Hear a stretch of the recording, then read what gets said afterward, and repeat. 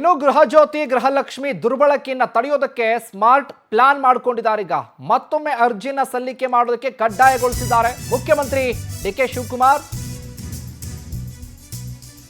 ದುರ್ಬಳಕೆ ಆಗ್ತಾ ಇದೆ ಗ್ಯಾರಂಟಿಗಳು, ಅದರಲ್ಲೂ ಕೂಡ ಗೃಹಜ್ಯೋತಿ ಗೃಹಲಕ್ಷ್ಮಿ ಯೋಜನೆಗಳು. ಗ್ಯಾರಂಟಿ ಯೋಜನೆ ಲಾಭ ಪಡೆಯೋದಕ್ಕೆ ಅರ್ಜಿ ಸಲ್ಲಿಕೆ ಕಡ್ಡಾಯ. ಸತ್ತವರ ಹೆಸರಲ್ಲಿ 100 ಕೋಟಿ ರೂಪಾಯಿ ದುರ್ಬಳಕೆ ಆಗ್ತಾ ಇದೆ. ಹಿನ್ನೆಲೆ ಪರಿಷ್ಕರಣೆ ಮಾಡಬೇಕಾಗಿದೆ. ಅಂಗಡಿಗಳಿಗೂ ಗೃಹ ಜ್ಯೋತಿ ವಿದ್ಯುತ್ ಬಳಕೆಯನ್ನು ತಪ್ಪಿಸುವುದಕ್ಕೆ ಹೊಸ ಅರ್ಜಿಯನ್ನ ಕಡ್ಡಾಯ ಮಾಡಿದ್ದಾರೆ. ಈಗ ಗೃಹ ಜ್ಯೋತಿ ಗೃಹಲಕ್ಷ್ಮಿ ದುರ್ಬಳಕೆ ತಡೆಯೋದಕ್ಕೆ ಸ್ಮಾರ್ಟ್ ಪ್ಲಾನ್. ನೀವು ಗೃಹಲಕ್ಷ್ಮಿ ಗೃಹ ಜ್ಯೋತಿ ಫಲಾನುಭವಿಗಳಾಗಿದ್ರೆ ಮತ್ತೊಮ್ಮೆ ಅರ್ಜಿನ ಹಾಕಬೇಕಾಗುತ್ತೆ. ಇಲ್ಲಪ್ಪ ನಮಗೆ ಬರ್ತಾ ಇದೆ, ನಮಗೆಲ್ಲ ಸರಿಯಾಗಿದೆ ಅಂತ ಅಂದ್ಕೊಂಡ್ರೆ ನಿಮ್ಮದು ಕೂಡ ಕಟ್ಟಾಗ್ಬಿಡುತ್ತೆ. ಮತ್ತೊಮ್ಮೆ ಅರ್ಜಿನ ಹಾಕಿ ಅಂತ ಆದೇಶವನ್ನು ಹೊರಡಿಸಿದ್ದಾರೆ ಮುಖ್ಯಮಂತ್ರಿ ಡಿ ಕೆ ಶಿವಕುಮಾರ್ ಅವರು.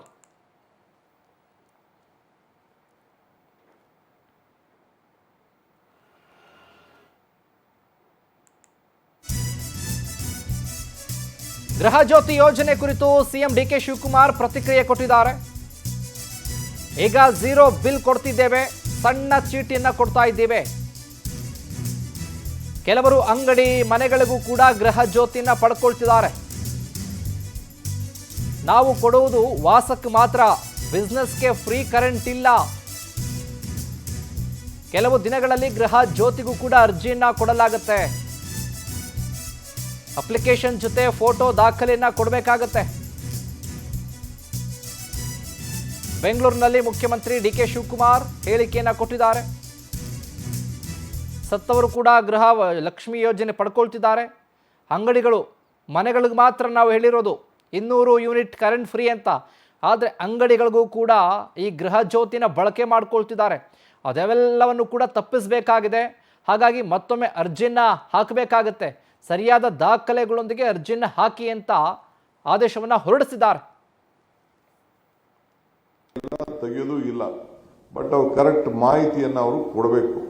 ಯಾವ ಬ್ಯಾಂಕಲ್ಲಿ ತೆಗೆದುಕೊಳ್ತಾ ಇದ್ದೀವಿ, ನಮ್ಮ ಕರ್ನಾಟಕದ ಬ್ಯಾಂಕ್ ಹೋಗ್ತಾ ಇದೆಯಾ, ಹೊರಗಡೆ ರಾಜ್ಯಕ್ಕೆ ಹಣ ಹೋಗ್ತಾ ಇದೆಯಾ, ಇಲ್ಲ ಅವ್ರು ಏನಾದ್ರು ಈ ಪೋಜಿ ಸ್ಕೀಮ್ಗಳಲ್ಲಿ ಯಾರು ಸಣ್ಣ ಲಂಚಕ್ಕೋ ಇಲ್ಲ ಅಂದ್ರೆ ಯಾವ್ದಾದ್ರು ಒಂದು ಸಾಲ ತೆಗೆದುಕೊಂಡಕ್ಕೋ ಇಲ್ಲ ಯಾವ್ದಾದ್ರು ಒಂದು ಸ್ಕೀಮ್ಗೋ ಆ ದುಡ್ಡು ಹೋಗ್ತಾ ಇದೆಯಾ ಅನ್ನೋದೆಲ್ಲ ಕೂಡ ನಮಗೆ ಮಾಹಿತಿ ಬೇಕಾಗ್ತದೆ.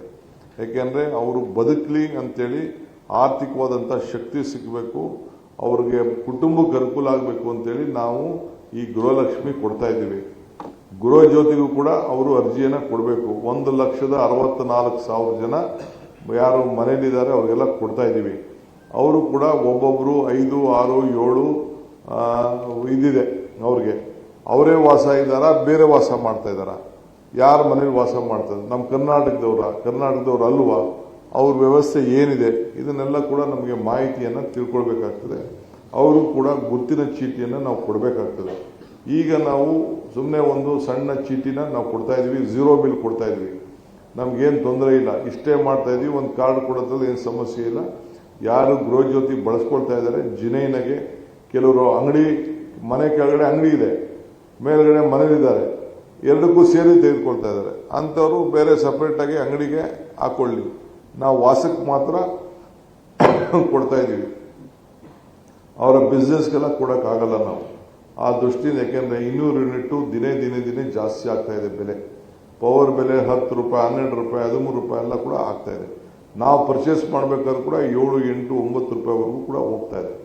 ಸೊ ಅದರಿಂದ ನಾವು ಹುಷಾರಾಗಿ ಎಷ್ಟು ಯಾರಿಗೆ ಜಿನೇನಾಗಿ ತಲುಪಬೇಕು ಆ ದೃಷ್ಟಿಯಿಂದ ನಾವು ಅರ್ಜಿಯನ್ನು ಇನ್ನು ಕೆಲವು ದಿನದಲ್ಲಿ ಕೊಡಲಿಕ್ಕೆ ಪ್ರಾರಂಭ ಮಾಡ್ತಾ ಇದ್ದೀವಿ.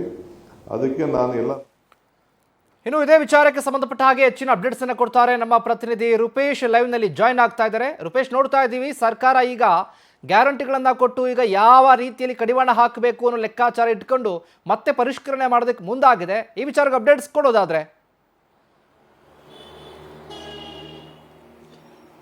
ಶಿವಕುಮಾರ್, ಈಗ ಒಟ್ಟಾರೆ ರಾಜ್ಯದಲ್ಲಿ ಗ್ಯಾರಂಟಿ ಪರಿಷ್ಕರಣೆಗೆ ಸರ್ಕಾರ ಮುಂದಾಗಿತ್ತು. ಹಿಂದೆನೂ ಕೂಡ ಈ ಚರ್ಚೆಯನ್ನು ಹುಟ್ಟುಹಾಕಿದ್ರು.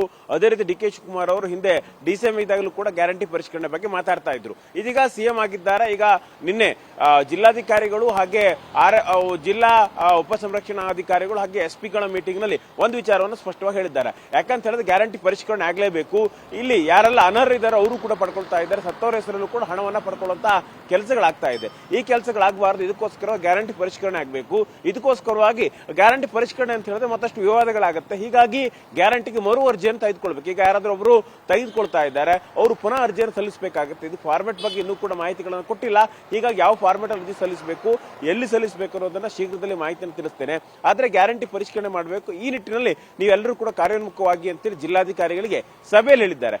ಇಲ್ಲಿ ಒಂದು ಪ್ರಶ್ನೆಗಳು ಬರುತ್ತೆ. ಯಾಕಂದ್ರೆ ಗೃಹಲಕ್ಷ್ಮಿಯನ್ನ ಸತ್ತವರ ಹೆಸರಲ್ಲಿ ಕೂಡ ಪಡ್ಕೊಳ್ಳಾಗ್ತಾ ಇದೆ. ಇದು ಸರ್ಕಾರಕ್ಕೆ 100 ಕೋಟಿಗೂ ಹೆಚ್ಚು ಆರ್ಥಿಕ ಹೊರೆ ಬೀಳುತ್ತೆ. ಅದೇ ರೀತಿಯಾಗಿ ಇನ್ನೂ ಕೂಡ ಗೃಹ ಜ್ಯೋತಿ ಯೋಜನೆಗೆ ಸಂಬಂಧಪಟ್ಟಂತೆ ಒಂದೇ ಬಿಲ್ಡಿಂಗ್ ಇರುತ್ತೆ. ಬಿಲ್ಡಿಂಗ್ ನಲ್ಲಿ ಬೇರೆ ಬೇರೆ ರಾಜ್ಯದವರು ಕೂಡ ಬಂದು ವಾಸಿಸ್ತಾ ಇರ್ತಾರೆ. ಅವರಿಗೆ ಫ್ರೀ ಕರೆಂಟ್ ಕೊಡ್ತೀವಿ ಅಂತ ಹೇಳ ಸರ್ಕಾರ ಭರವಸೆಗಳು ಕೊಟ್ಟಿರಲಿಲ್ಲ. ಅದೇ ರೀತಿ ಕಮರ್ಷಿಯಲ್ ಒಂದು ಬಿಲ್ಡಿಂಗ್ ಇರುತ್ತೆ. ಆ ಬಿಲ್ಡಿಂಗ್ ಅಲ್ಲಿ ಕಮರ್ಷಿಯಲ್ ಏನಾದ್ರೆ ಕಮರ್ಷಿಯಲ್ ಕರೆಂಟ್ ತೆಗೆದುಕೊಳ್ಬೇಕಾಗುತ್ತೆ. ಫ್ರೀ ಕರೆಂಟ್ ಕೊಡ್ಲಿಕ್ಕೆ ಆಗೋದಿಲ್ಲ. ಹೀಗಾಗಿ ಇದ್ರ ಬಗ್ಗೆ ಒಂದು ಸ್ಪಷ್ಟತೆ ಬೇಕಾಗುತ್ತೆ. ಹೀಗಾಗಿ 2 ಯೋಜನೆಗಳು, ಒಂದು ಗೃಹಲಕ್ಷ್ಮಿ, ಅದೇ ರೀತಿಯಾಗಿ ಇಲ್ಲಿಗ ಗೃಹ ಜ್ಯೋತಿ, 2 ಯೋಜನೆಗೂ ಕೂಡ ಈಗ ಕತ್ತರಿ ಹಾಕ್ಲಿಕ್ಕೆ ಪ್ರಯೋಗವನ್ನ ಮಾಡ್ತಾ ಇದೆ. ಅದರ ಹೆಸರು ಏನಂತ ಹೇಳಿದ್ರೆ ಗ್ಯಾರಂಟಿ ಪರಿಷ್ಕರಣೆ ಮೂಲಕವಾಗಿ ಈ ಗ್ಯಾರಂಟಿಗಳಿಗೆ ಕತ್ತರಿ ಹಾಕುವಂತ ಪ್ರಯತ್ನವನ್ನು ಮಾಡ್ತಾ ಇದೆ. ಅನರ್ಹರಿಗೆ ಮಾತ್ರ ಈ ಒಂದು ಯೋಜನೆಯನ್ನ ನಿಲ್ಲಿಸಬೇಕು. ಆದ್ರೆ ಅನರ್ಹರಿಗೆ ನಿಲ್ಲಿಸಿದ್ರೆ ಮತ್ತೆ ಪುನಃ ವಿವಾದ ಆಗುತ್ತೆ. ಸರ್ಕಾರ ಎಷ್ಟು ನಾಜೂಕಾಗಿ ಇದನ್ನ ನಿರ್ವಹಿಸ್ತದೆ ಅನ್ನೋದು ನೋಡ್ಬೇಕಾಗುತ್ತೆ. ಶಿವಕುಮಾರ್, ಥ್ಯಾಂಕ್ ಯು ರೂಪೇಶ್, ನಿಮ್ಮೆಲ್ಲ ಮಾಹಿತಿಗಾಗಿ.